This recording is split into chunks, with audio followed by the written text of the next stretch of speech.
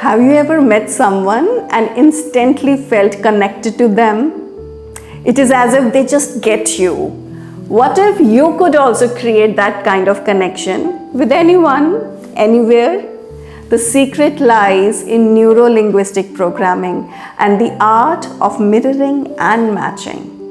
So let me share a technique with you first. Next time you are in a conversation, observe the other person's tone, body language, and speech patterns. Then subtly mirror their posture, pace, and energy, not in an exaggerated way, naturally. Notice how they start to feel more comfortable and open up to you. Why does this work?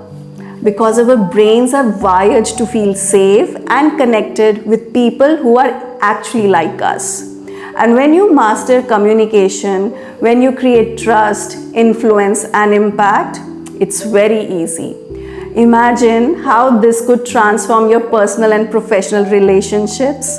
And if you want to learn many more influential techniques of NLP in depth, join us in our NLP course where we teach you the psychology of powerful influence without manipulation